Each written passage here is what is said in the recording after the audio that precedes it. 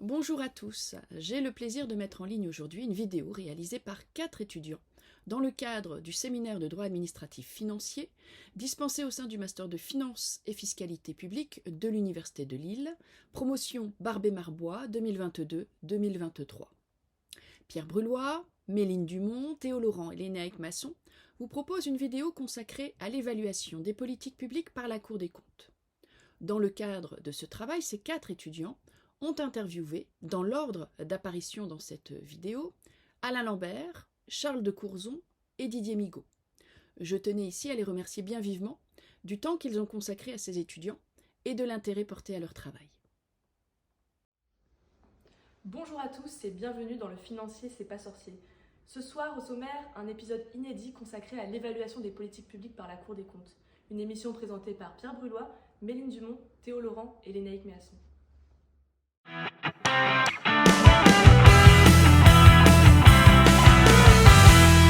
Les politiques publiques mises en place par l'État incarnent un marqueur de l'évolution de son rôle dans la société et de la société elle-même.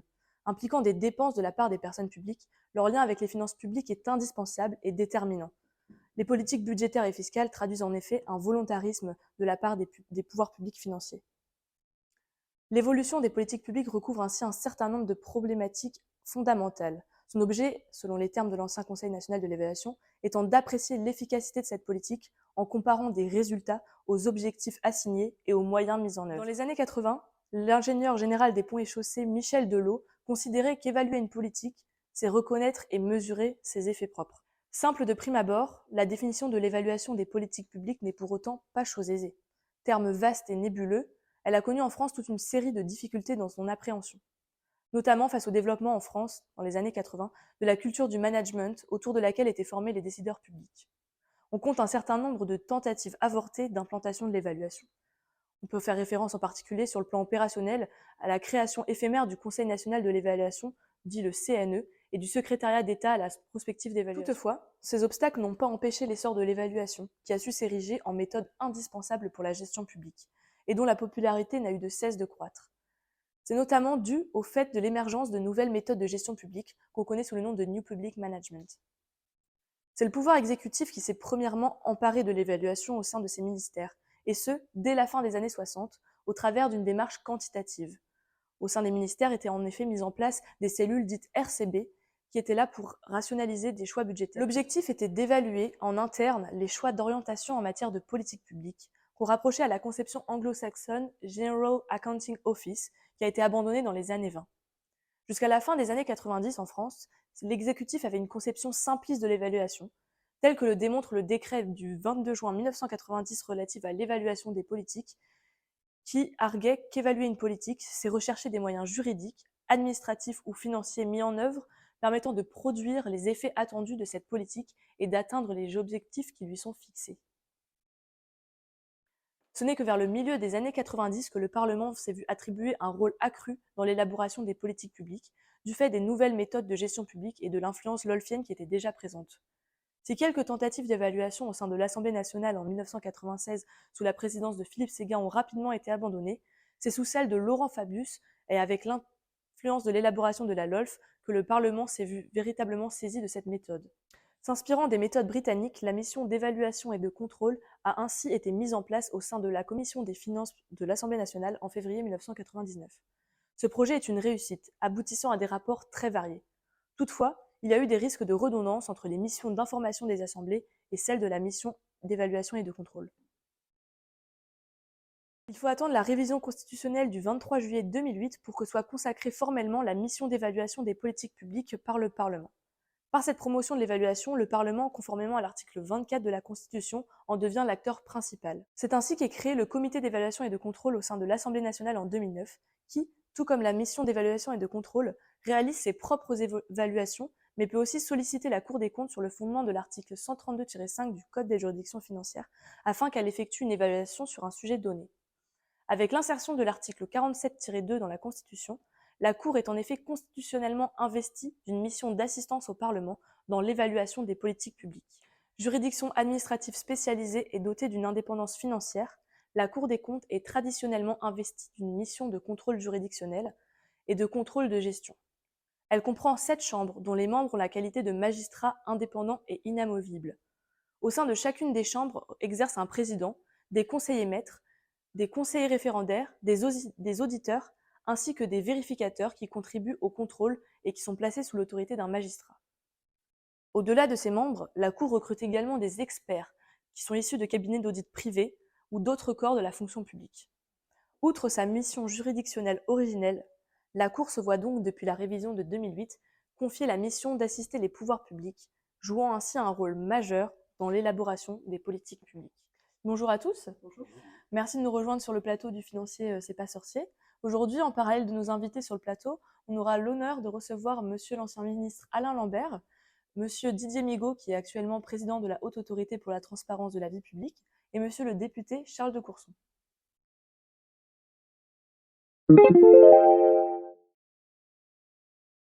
Alors Pierre, on l'a vu, la notion d'évaluation est un terme qui a fait l'objet de difficultés dans son appréhension. Est-ce que vous pouvez nous éclairer un peu sur la conception que la Cour fait de ce terme? Oui, tout d'abord, il convient de noter que l'évaluation détient un caractère systémique et global.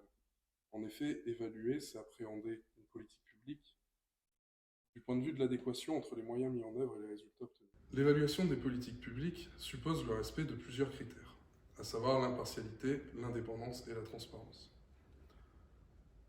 Selon les mots de Didier Migaud, l'évaluateur n'est, je cite, ni un juge ni un contrôleur.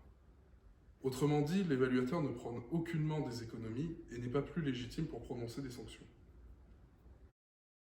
Cela n'empêche pas la Cour des comptes de donner son appréciation de la politique publique qu'elle a précédemment étudiée et de formuler des recommandations. Selon la Cour des comptes, que je vais citer, contrôler, c'est, en pratique, partout où de l'argent public est engagé, la Cour veille à la régularité, à l'efficience et à l'efficacité de la gestion. Pour ce faire, elle contrôle l'État et ses opérateurs, les organismes de sécurité sociale, les entreprises publiques, les organismes bénéficiant de dons ainsi que les établissements et services médico-sociaux et les cliniques privées. Ces observations sont communiquées aux institutions et organismes contrôlés ainsi qu'à leur autorité de tutelle.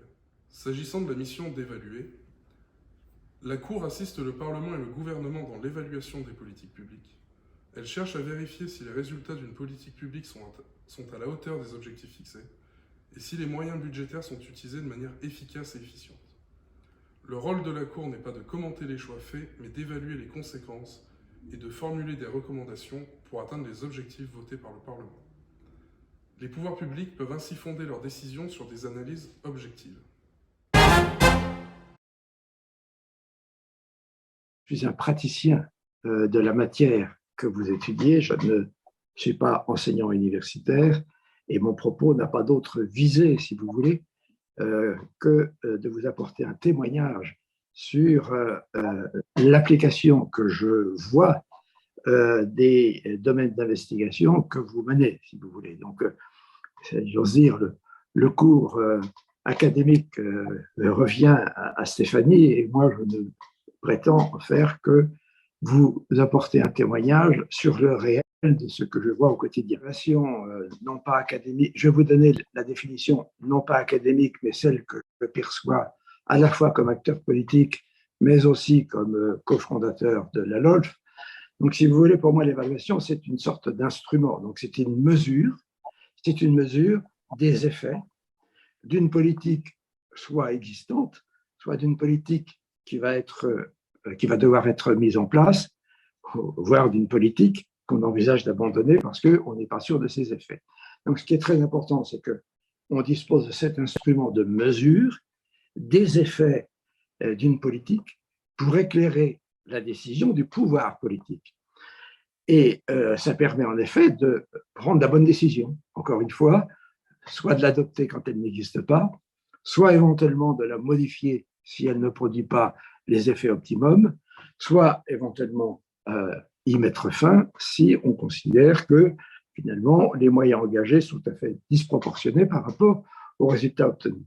Donc, plus globalement, si vous voulez, l'évaluation des politiques publiques, selon moi, permettent de rationaliser l'action publique, permettent d'avancer sur un chantier qui n'est jamais achevé, qui est celui de la réforme qu'on a l'habitude d'appeler de l'État, mais qu'il faut, à mon avis, exprimer d'une manière différente, c'est-à-dire la réforme de l'action publique en général, puisque l'État, ça n'est qu'une des administrations publiques. Donc, c'est l'action ou la réforme de l'ensemble des administrations publiques. Donc, pour le corps politique, si vous voulez, quel est l'intérêt de l'évaluation? C'est de permettre de mesurer si les objectifs qui ont été initialement fixés à la politique qui a été adoptée ont été atteints, si les dispositifs qui ont été choisis pour atteindre ces objectifs se sont révélés pertinents, si ils sont cohérents entre eux, parce qu'une politique comporte souvent tout un arsenal de dispositifs qui parfois sont contraires les uns aux autres et se contrarient. Donc il est très important de voir si justement ils sont cohérents, de voir s'ils sont efficaces, de voir s'ils sont efficients, comme on a l'habitude de le dire.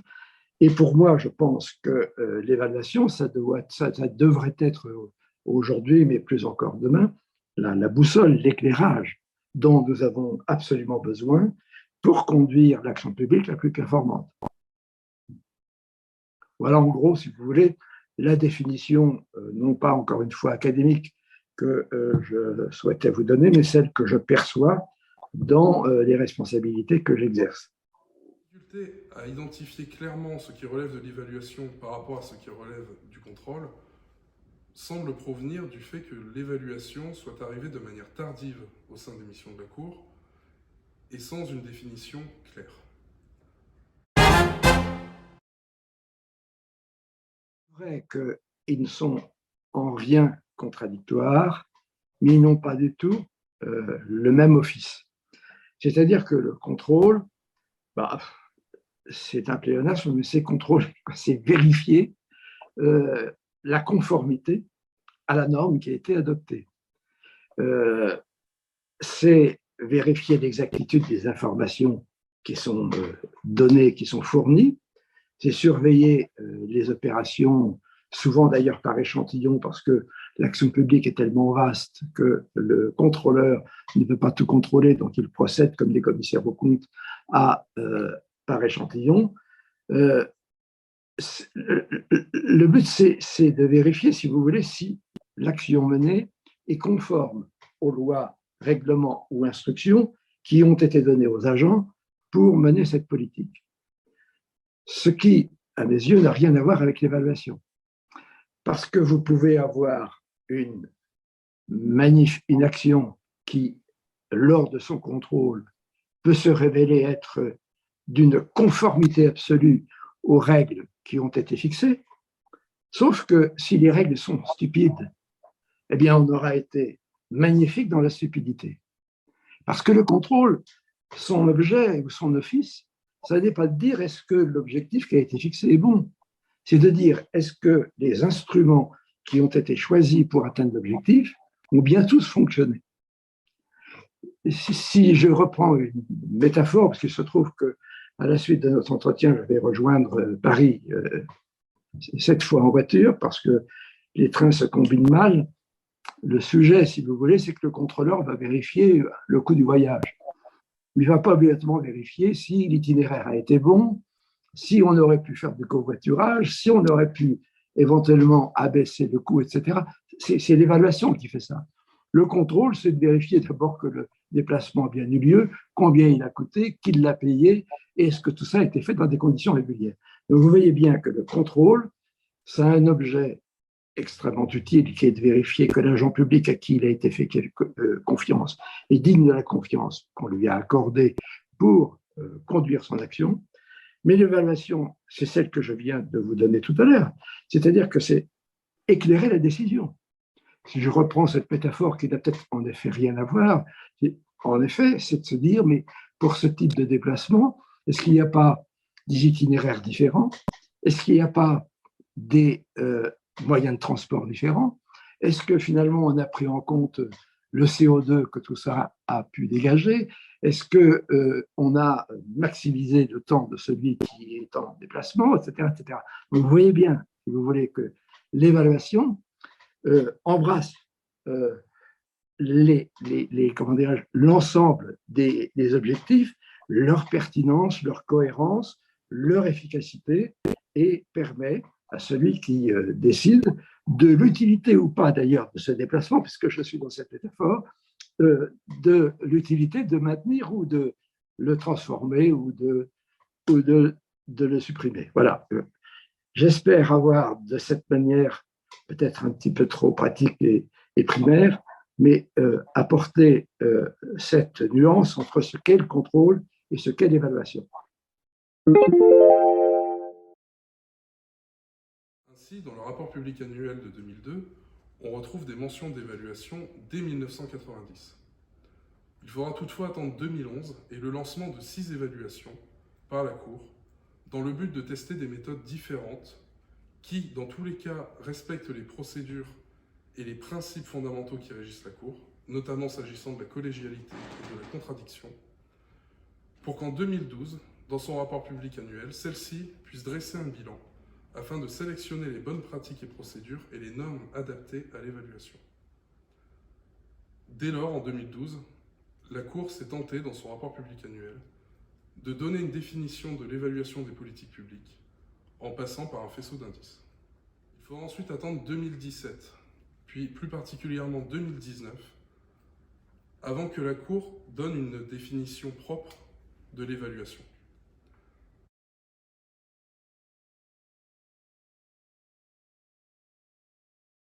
Dans le rapport public annuel de 2019, celle-ci indique que l'évaluation des politiques publiques permet de comparer l'impact des instruments de politique publique et les objectifs variés que les pouvoirs publics poursuivent.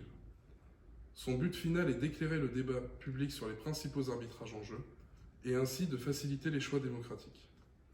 En cela, elle se différencie et complète les autres contrôles de la Cour, qui examinent principalement la régularité, l'efficacité et l'efficience des dépenses d'une entité administrative ou d'un programme. Par ailleurs, l'évaluation d'une politique publique a pour objet d'en apprécier non seulement les résultats et les impacts, mais aussi les liens de causalité les expliquant. L'appréciation porte sur la cohérence, l'efficience, la pertinence et l'utilité de la politique publique. L'évaluation est conduite de manière indépendante, objective et documentée. Elle vise à répondre à des questions soigneusement identifiées, dites questions évaluatives, en y associant les principales parties prenantes. Malgré la tentative de mieux séparer les différentes missions, que sont l'évaluation et le contrôle, on voit que la Cour a encore un peu de mal, puisqu'elle se réfère aux mêmes objectifs, à savoir l'efficience et l'efficacité.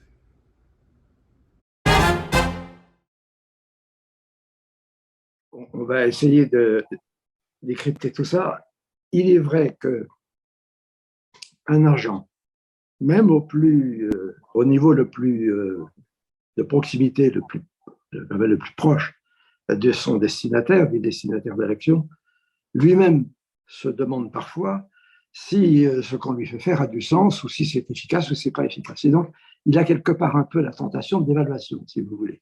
Et donc, ça n'est pas complètement surprenant qu'avant que la Constitution confère à la Cour cette mission, pas exclusive d'ailleurs, mais cette mission, c'était probablement, comme vous le soulignez, déjà une tentation de faire, parce que on peut quand même, hélas, battre notre coulpe, et on est quand même assez champion du monde sur l'art et la manière de se dresser à nous-mêmes des obstacles sur le chemin qu'on s'est tracé pour atteindre le meilleur résultat possible pour une politique publique. Donc on voit bien, si vous voulez, que entre le contrôle et l'évaluation, la tentation de l'évaluation est inévitable un petit peu dans le contrôle. Cela étant, je pense que votre question mérite d'être scindée en deux, en tout cas pour que ma réponse soit sans ambiguïté. Pour moi, est-ce que les juridictions financières peuvent aider à l'avènement d'une culture de l'évaluation? Ma réponse est 1000 fois oui. Je pense que les juridictions financières peuvent aider d'une manière tout à fait substantielle, peut-être même décisive, à la culture de l'évaluation. Je dis bien la culture parce qu'on va parler du phénomène culturel après. Je continue d'ailleurs de penser qu'elle pourrait être en quelque sorte l'animateur ou les animatrices de l'évaluation. Est-ce qu'elles l'ont fait depuis que le constituant leur a confié à la hauteur de mon attente? La réponse est non. car justement, ça va un peu éclairer la réponse à votre question tout à l'heure, sur le plan culturel, elle a conservé le réflexe du contrôleur. Elle a conservé le réflexe de la méfiance, a priori, sur l'agent qui va agir, et elle continue le contrôle un peu tatillon, comme s'il n'y avait pas eu de confiance a priori qui a été conférée, puisque en fait la confiance a priori, on le verra dans vos questions ultérieures, n'a jamais existé. Donc on se retrouve quasiment avec deux contrôles excessifs, le contrôle ex ante et le contrôle ex post, et l'évaluation qui va avec. Donc pour moi, elles ont conservé un réflexe de méfiance, de contrôle. Elles n'ont pas été suffisamment gardiennes, à mon avis, de l'esprit de la LOLF. Et en revanche, est-ce que la Cour a été notamment utile au Parlement? À l'évidence, oui. J'étais justement moi-même magistrat financier et j'ai souvent entendu mes collègues qui se plaignaient des demandes permanentes que le Parlement leur faisait parce que ça leur donnait un travail très très lourd. Mais je constatais que nous avions des éléments d'information que le Parlement, puisque j'en sortais, ne disposait pas. Donc, on voit bien qu'elle est de ce point de vue-là tout à fait utile. Ainsi, dans son évaluation publiée en janvier 2018 sur la politique en direction des personnes présentant des troubles du spectre de l'autisme, la Cour des comptes a pu essayer un nouvel outil d'implication et de sollicitation citoyenne. En effet, celle-ci a publié 2 sondages à vocation tant des personnes souffrant d'autisme que de leur entourage. Grâce à cette utilisation des nouveaux outils, la Cour des comptes pourrait aboutir à une plus grande clarté sur la définition de l'évaluation, notamment en passant par de nouveaux produits, puisqu'on pourrait penser jusqu'ici que la Cour des comptes était consciente du fait que les politiques publiques sont pensées, prévues et dirigées vers les bénéficiaires. Avec cette enquête, cette évaluation relative aux personnes souffrant d'autisme, elle prend aussi en compte leur entourage qui deviendrait de facto des bénéficiaires de la politique publique évaluée. Alors Méline, est-ce que l'évaluation peut prendre différentes formes? Alors tout à fait, l'évaluation peut prendre différentes formes, telles que celle des audits flash ou encore des enquêtes évaluatives. Dans la lignée stratégique du projet JF 2025, le premier président de la Cour des comptes, M. Moscovici, a émis le souhait d'accroître l'agilité et la rapidité des rapports des juridictions financières en matière d'évaluation. Pour ce faire, de tout nouveaux produits furent lancés en juillet 2021. Il s'agit des audits flash. Selon le rapport public annuel 2022, les audits flash, je cite, constituent une nouvelle catégorie de publications visant à éclairer, dans des délais resserrés, les pouvoirs publics et nos concitoyens sur des questions d'actualité concernant, par exemple, le coût d'une mesure nouvelle ou les enjeux d'un sujet émergent.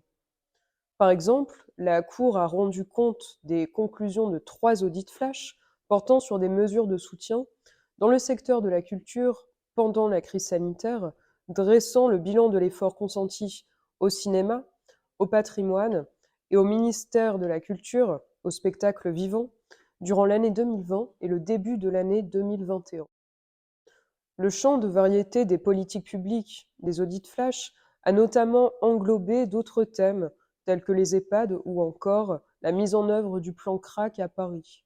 Ces différentes formes évaluatives démontrent que la Cour des comptes s'ancre davantage dans une exigence démocratique avec une modernisation de ses techniques de travail afin de tendre vers une information à la fois claire, efficace et lisible pour une meilleure compréhension de ses impacts, des enjeux sociétaux et financiers afin d'éclairer ses citoyens. Ainsi, cette flexibilité de l'évaluation ne fait que démontrer que la Cour des comptes souhaite une ouverture citoyenne plus grande, en évaluant plus et mieux, dans le but d'être encore plus réactive face à l'actualité et également face aux grands enjeux de demain.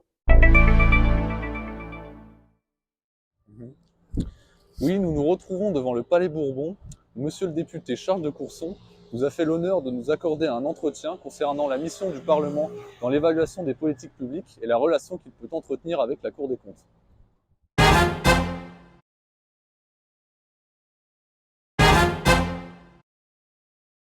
Alors, il ne faut pas en abuser, parce que il y a des questions, si vous voulez, délicates qui ne peuvent pas être traitées par des études flash. Vous voyez. Il faut du temps, il faut de la réflexion. C'est un peu comme une bonne justice.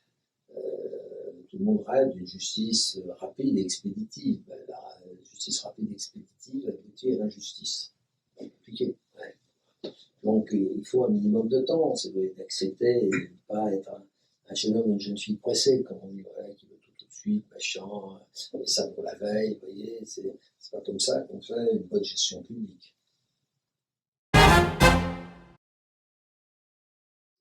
Toute organisation a tendance à toujours pouvoir prendre ses moyens. Ça s'appelle la bureaucratisation. C'est humain. Donc, le problème de la Cour des comptes aussi, c'est son recrutement. C'est qu'à la base, les auditeurs, on est auditeur pendant 4 ans, et il y avait 5 auditeurs par an qui sortaient de l'ENA. Donc, ça faisait 20. Ces 20 auditeurs faisaient, à mon époque, pas loin de 20-25% non pondérés par la qualité. Je crois des rapports de la Cour. Et les conseillers référendaires. À mon époque, les conseillers maîtres étaient là pour juger, estimer, etc. Maintenant, les conseillers référendaires bossent. Les conseillers maîtres bossent. Des boss, ça veut pas dire qu'avant ils ne bossaient pas. Mais maintenant, ils font des rapports. Et donc, non, la Cour des comptes a beaucoup changé en 40 ans. Je suis rentré en 79, ça peine de rappeler. Donc j'ai vu toute cette évolution qui, je trouve, va dans le bon sens.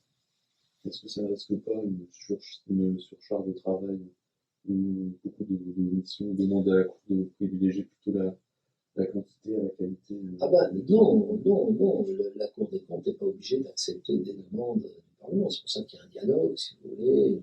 Écoutez, ça, c'est possible. Vous me demandez tel sujet, mais écoutez, ça fait déjà 1 an qu'on est dessus, et donc on va déboucher dans 6 mois, donc c'est pas la peine de nous demander. On communiquera nos travaux sur ce sujet. Vous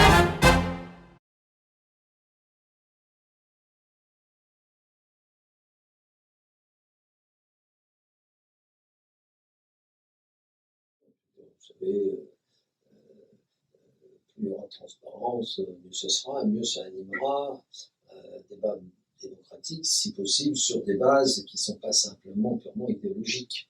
De temps en temps, il faut revenir quand même aux 2 réalités du moment, plutôt que se gaver comme adore à la classe politique française de grandes idées, etc. Et qu'on leur dit, mais attendez, regardez les faits. En fait, c'est pas du tout ce que vous croyez. Et le principe d'égalité, quand vous voyez certains services publics, vous voyez le principe d'égalité. Soyons concrétos et comment on peut faire pour améliorer les choses. Les gens jeunes des comptes ont été créés il n'y a pas très longtemps. Elles ont été créées parce que la Cour des comptes était submergée. Et il y avait au moins une chambre qui ne faisait que les collectivités territoriales.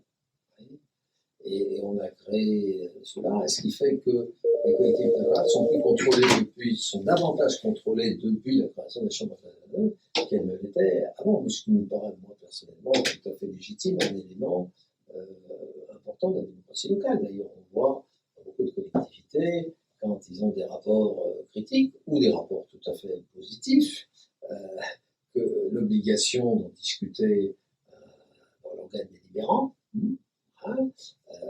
c'est pour moi un élément démocratique, d'animation de la démocratie locale. Je pense qu'il faut se concentrer dans l'évaluation des politiques publiques sur quand même quelques grandes questions, quelques grands services publics. On peut s'intéresser à la politique de la danse, c'est sympathique, hein, mais c'est pas ça qui a révolutionné le monde, on va dire. Alors que l'éducation, ça me paraît fondamental. Et puis l'emploi budgétaire, c'est quand même presque la moitié des fonctionnaires de l'État qui sont à l'éducation nationale. Donc ce mastodonte, comme on l'appelle, si vous voulez, et la dégradation évaluée depuis des années, et on n'arrive pas à inverser le cours. Et donc là, je pense qu'il y a un effort considérable, tant dans le primaire que dans le secondaire, que dans le supérieur, et là on a un énorme problème. Et ça commence à craquer de partout. On n'arrive même plus à recruter dans certains domaines, dans les maths, la physique, la chimie, on n'arrive même plus à recruter. On bouche les trous, on voit bien qu'il est en train de se... Il y a la défense, hein, parce que le monde redevient très dangereux. Alors c'est une prise de conscience récente. Alors Théo, est-ce que vous pouvez nous expliquer concrètement quelle est la procédure que suit la Cour des comptes dans l'élaboration de ces rapports? Oui, donc dans l'élaboration des rapports d'évaluation des politiques publiques par la Cour des comptes, la procédure est sensiblement la même puisqu'elle est issue du recueil des normes professionnelles qui suit 3 phases distinctes, à savoir l'initiative, l'instruction et également une prise de décision collégiale. Je permettrai également de faire un point sur le suivi des recommandations ainsi que sur la méthodologie employée par les magistrats financiers. Concernant tout d'abord l'étape de l'initiative. Comme dit précédemment dans l'introduction, la Cour des comptes a une mission d'assistance du Parlement dans l'évaluation des politiques publiques. Ainsi, le Parlement peut être à l'initiative d'un rapport de la Cour des comptes. En effet, comme le précise l'article L132-5 du Code des juridictions financières, la commission compétente peut saisir la Cour des comptes pour lui solliciter un rapport d'évaluation des politiques publiques.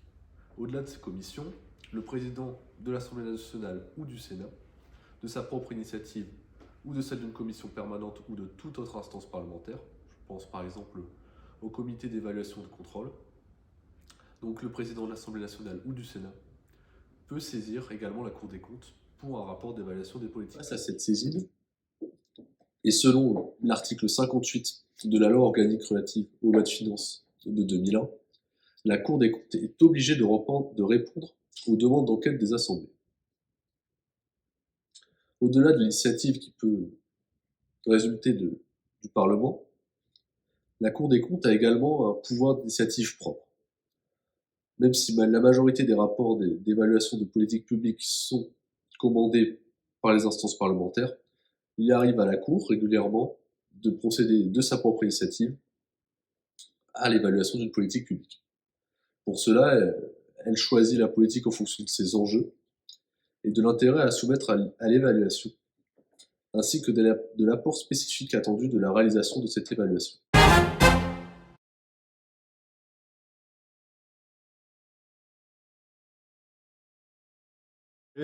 Et une des missions de la Cour.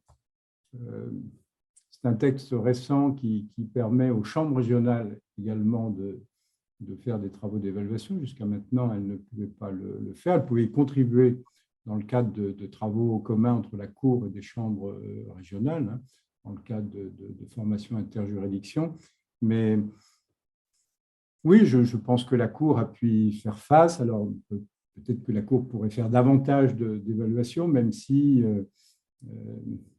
il faut regarder dans le détail exactement ce qui est fait entre les évaluations à proprement parler, les travaux de portée évaluative ou de dimension évaluative. Bon, donc il faudra simplement des fois additionner les choses, d'autant que souvent le Parlement ne demande pas toujours des travaux d'évaluation à proprement parler, mais plutôt des travaux de contrôle ou de portée évaluative à partir du moment où il est tout à fait conscient qu'une évaluation, ça nécessite du temps, et que le temps de l'évaluation ne correspond pas obligatoirement au temps politique. Donc, l'Assemblée nationale comme le Sénat souhaitent pouvoir bénéficier du résultat des travaux qu'ils demandent dans l'année qui suit. Bon, donc voilà, il faut pouvoir s'organiser. Ça nécessite d'ailleurs que la Cour s'organise, puisque la Cour, ce n'est pas une inspection générale. C'est une juridiction, elle a des procédures. Non seulement elle est indépendante, mais également il y a la collégialité, il y a la contradiction, et tout ça demande du temps. Du temps de faire en sorte que la collégialité puisse aussi s'exprimer sur le rapport présenté par les rapporteurs, et puis vous avez la contradiction aussi qui demande du temps. Autant de procédures qui n'existent pas obligatoirement dans les travaux d'inspection ou dans d'autres organismes. Donc voilà, donc c'est vous avez un temps un peu incompressible. Bon, sauf si la Cour a déjà travaillé sur un certain nombre de sujets, ça peut lui permettre de rendre des travaux plus rapidement. Hein. Ça a été le cas de travaux rendus dans des délais beaucoup plus rapides que les 9 mois ou les 8 mois ou l'année qui parfois que nécessitent parfois des travaux. La faisabilité est rédigée par la Cour des comptes. Dans cette note, la Cour vient préciser si la politique publique visée peut faire ou non l'objet d'une évaluation. Dans le cas contraire, la Cour est souvent obligée toutefois de rendre un rapport au Parlement, comme le précise l'article 58 de la LOLF. Elle se contentera donc d'une enquête moins poussée qu'on appellera enquête évaluative. Une fois que le principe de recourir à l'évaluation a été décidé, et ce à partir de la note de faisabilité, un plan d'évaluation est élaboré. Ce plan comporte les divers détails techniques qui conduiront les magistrats financiers à effectuer leur rapport. On peut y retrouver par exemple la composition de l'équipe d'évaluation, la durée de réalisation à laquelle s'astreint la Cour, la composition du comité d'accompagnement ou la date prévue pour le dépôt du rapport d'instruction. Enfin, comme dernière étape que l'on peut classer dans la phase d'initiative, on retrouve l'entretien d'ouverture des travaux qui vient impliquer les parties prenantes et un dialogue est effectué entre la Cour et ses parties prenantes. C'est un problème de culture et puis c'est un problème aussi d'appropriation par le pouvoir politique de ces travaux d'évaluation. Bon, le Parlement a peut-être encore quelques progrès à faire, si je peux me permettre, sur l'organisation justement des semaines de contrôle où vous pourriez avoir des travaux conduits aussi bien d'ailleurs par le Parlement lui-même que par la Cour des comptes ou par d'autres organismes, et puis voir pourquoi il y a un certain nombre de choses qui bloquent dans notre pays, ou tout au moins pourquoi un certain nombre de constats ou de propositions qui sont formulées lors de travaux d'évaluation n'arrivent pas à trouver les débouchés souhaitables. Voilà, donc c'est la question de l'appropriation ensuite des travaux d'évaluation est quelque chose d'essentiel. Et puis, pouvoir en tirer les conséquences. Alors ça, c'est une question de volonté politique. C'est dérangeant, hein, parfois, les travaux d'évaluation, parce que ça peut remettre en cause des dispositifs qui ont été votés. Bon, donc il y a un côté dérangeant, enfin possiblement dérangeant. Il y a des évaluations qui peuvent être très, très positives, mais de temps en temps, bon, ces travaux d'évaluation font observer des marges en termes d'efficacité et d'efficience,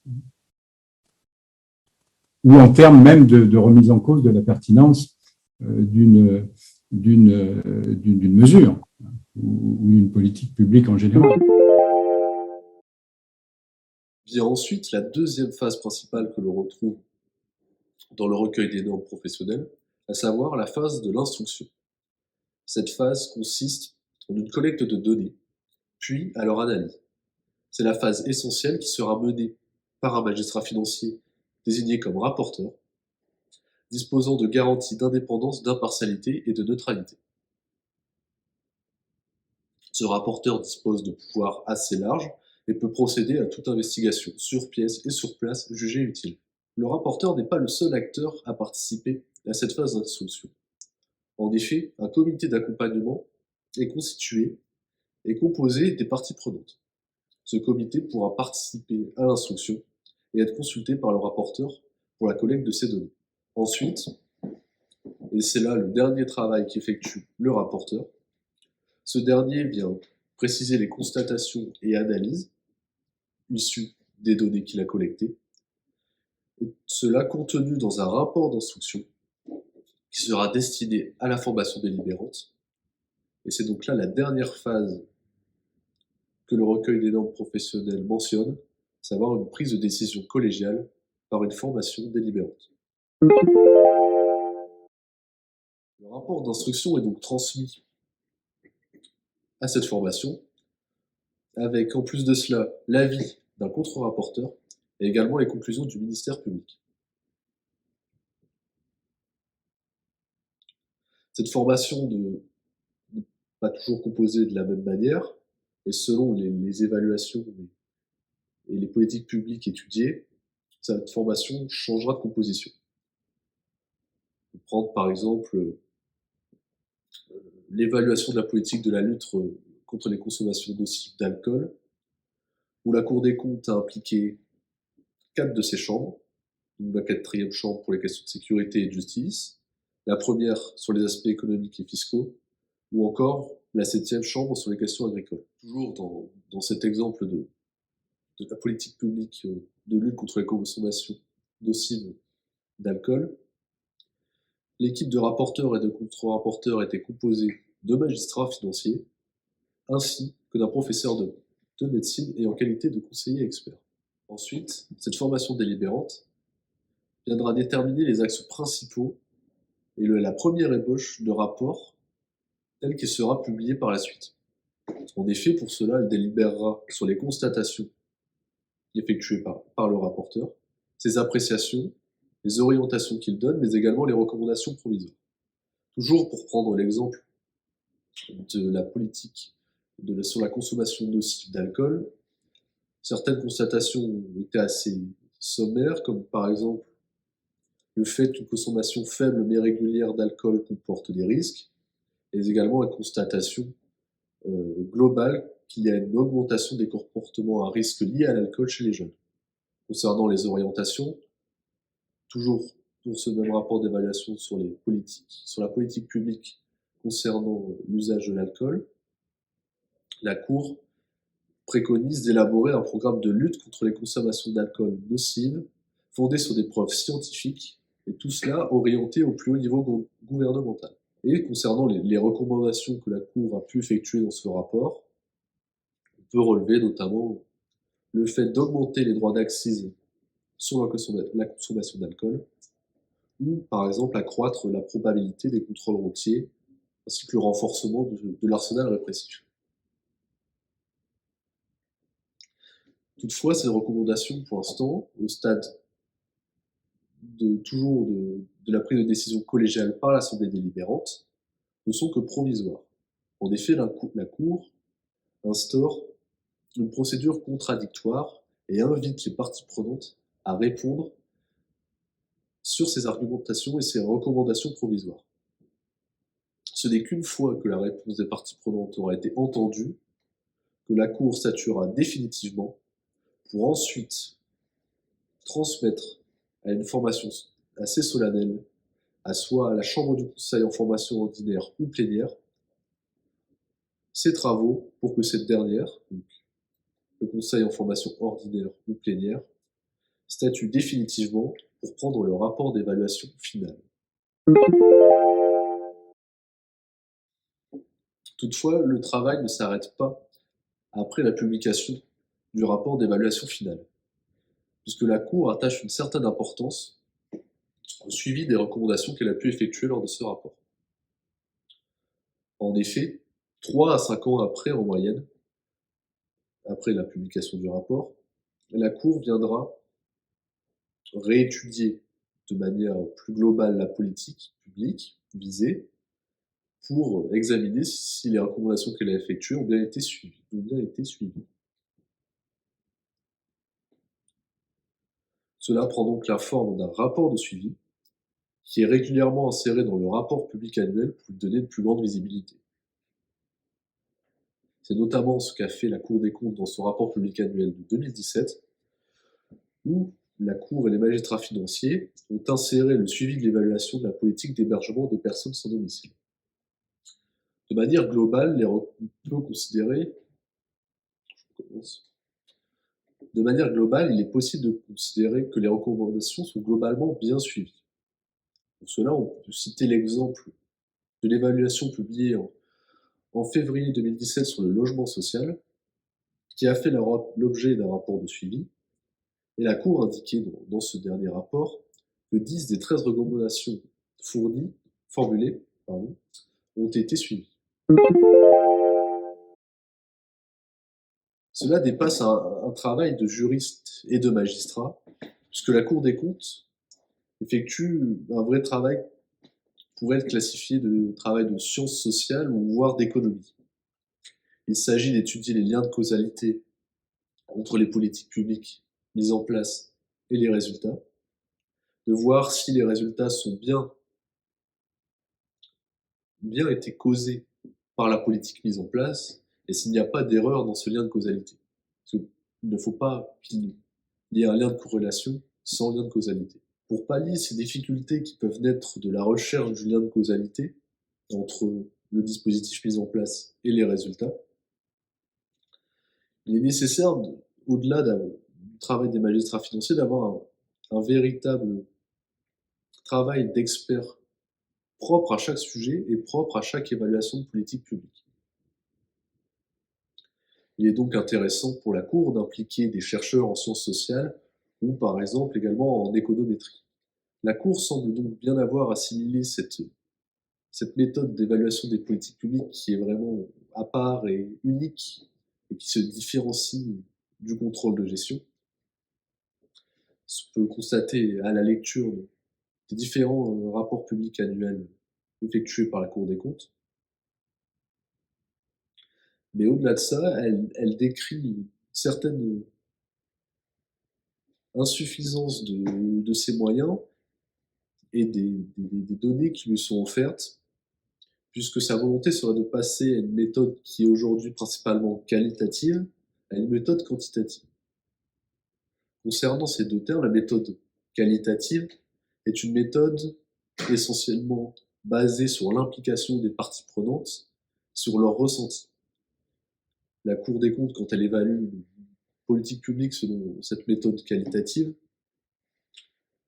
perd en objectivité et parfois un raisonnement pouvant être biaisé par la subjectivité des parties prenantes qu'elle fait intervenir dans l'évaluation de ces politiques publiques. L'utilisation de cette méthode quantitative implique que la Cour des comptes ait accès à une base de données statistiques quasi exhaustive sur le sujet étudié, afin qu'elle puisse vérifier de manière très rigoureuse et scientifique le lien de causalité entre la réalité et la politique mise en place, et de savoir si cette politique publique mise en place a bien conduit aux réalités effectives qu'elle étudie.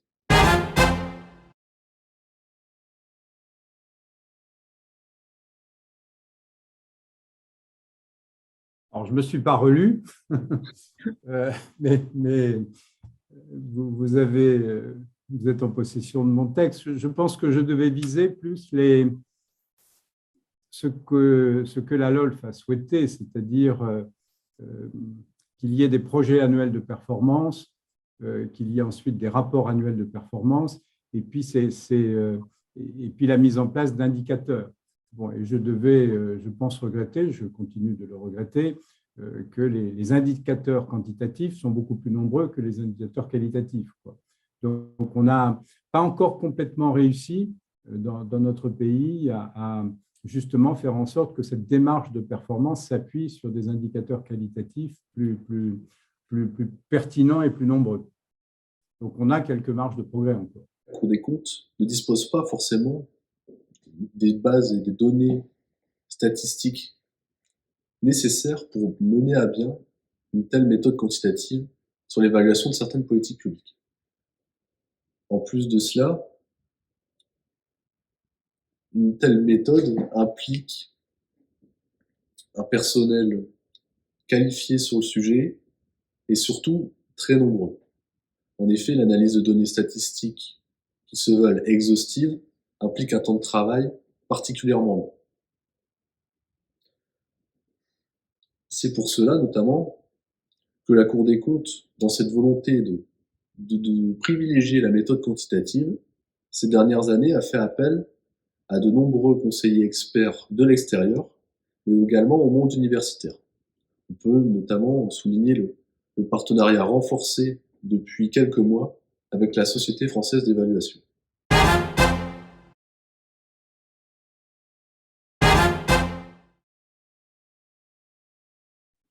Oui, alors, quand vous posez une bonne question, je dirais que la Cour est sûrement l'institution publique qui, en France, rassemble le plus de profils différents, bon, et le plus de compétences en son sein, puisque vous avez à la fois, jusqu'à maintenant en tout cas, des énarques, mais aussi des administrateurs territoriaux, des polytechniciens, des ingénieurs, des médecins, des chercheurs.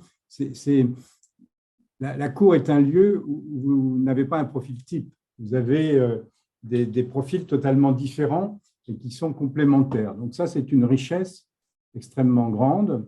Alors, pour les travaux d'évaluation, très souvent, non seulement il y a association de parties prenantes, mais très souvent, vous pouvez mettre en place à côté un collège d'experts chargés d'assister la collégialité sur un certain nombre de sujets. Et sachant que à la fin, c'est bien sûr la Cour elle-même qui statue. Il n'y a pas le collège d'experts ne vote pas dans le cadre de la collégialité.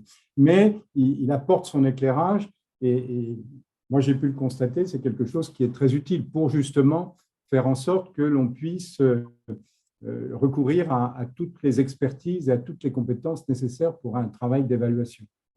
Donc, non seulement vous avez une collégialité qui peut inclure déjà des profils différents, vous avez un collège d'experts qui peut être associé aux travaux, et puis vous avez les parties prenantes. Donc, voilà, alors, tout ça nécessite de l'organisation et effectivement un peu de temps pour que justement le travail se fasse correctement. Selon les dires de Théo, concernant la méthodologie, les instruments, les outils ou encore les évaluateurs, un renforcement du dispositif de pilotage de l'évaluation est encore nécessaire. En effet, le pilotage par l'évaluation doit rester une qualité principale de la politique volontariste de l'évaluation, comme un atout précieux pour les pouvoirs publics.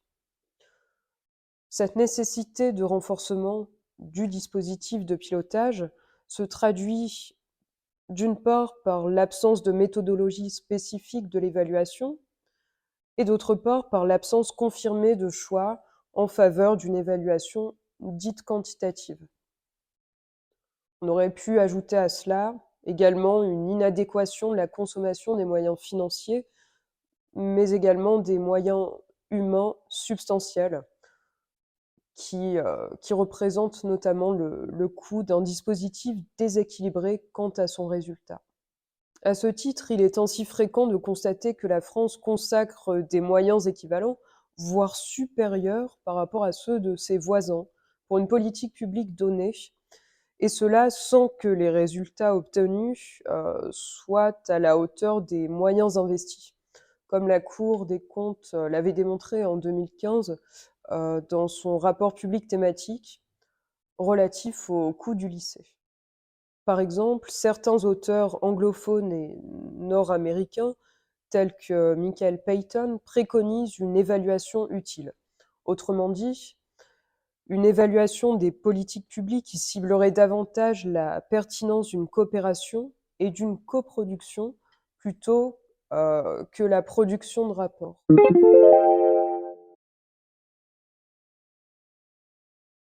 Si la Cour des comptes peut être perçue comme étant l'un, si ce n'est le, des plus grands services d'audit du service public, force est de constater que les chambres régionales et territoriales des comptes, les CRTC, jouent également un rôle considérable dans l'évaluation des politiques publiques, et cela tout particulièrement depuis la promulgation de la loi dite 3DS, promulguée lors du 21 février 2022, ayant permis d'élargir la mission d'évaluation auxdites chambres sur saisine des collectivités.